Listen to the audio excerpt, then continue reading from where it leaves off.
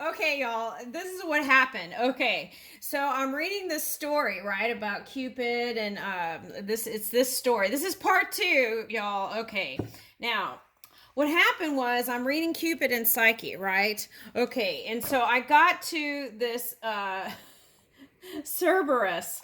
Okay, now when I got there, I all of a sudden I got like I was bombarded with all these pronunciations, and then I was getting Kai Barai and no Kai Barai and Carbarai and Cerberus and Curtis. It was just all coming at me at one time. I was like, oh my gosh!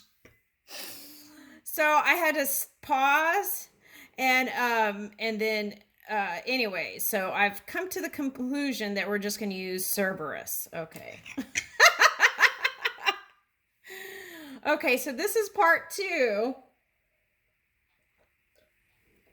All right, now what's happened? Okay, so let me back up in case you're just joining. Okay, so there's a story of Cupid and Psyche. Okay, so they fell in love. The mother was jealous because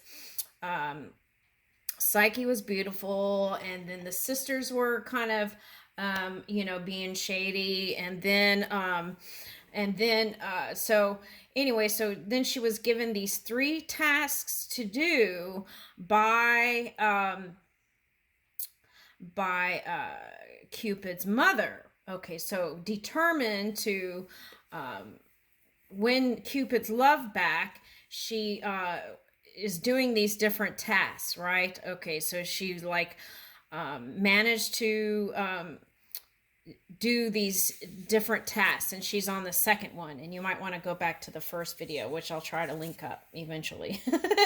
Okay, so here we are. Did I just show it right here?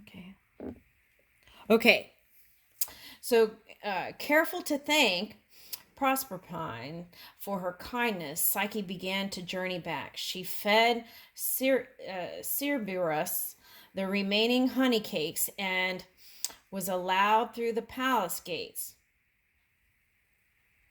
Okay, remembering to pay Charon. Okay, so that could be SH for some, but let's just do Charon. Okay, his gold coin from her lips, Psyche was ferried back across the Styx. After scrabbling up the rocky path, it was with great joy that she stepped into the bright day of living. Looking at the box, Psyche wondered if perhaps she might take a little beauty, just a little beauty, in order to make herself as lovely as possible for Cupid.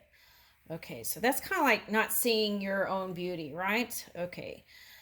Eagerly, she opened the box, but found it empty of beauty. It contained only the sleep of the dead. Psyche's eyes closed, and she fell to the ground.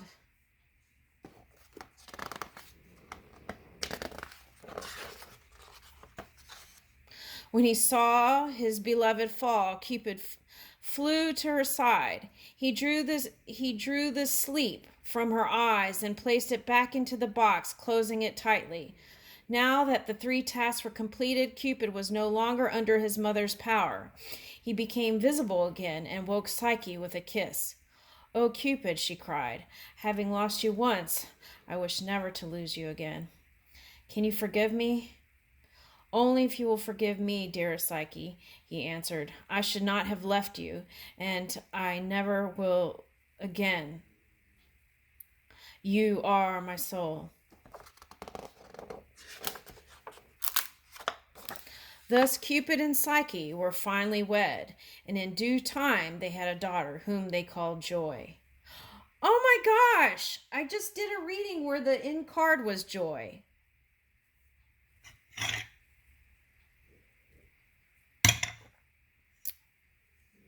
All right, that's how spirit works. And this has been Cupid Cupid and Psyche. Okay, so if I didn't pronounce all the names the way you wanted to, forgive me. And I leave you with that. Thank you for joining me.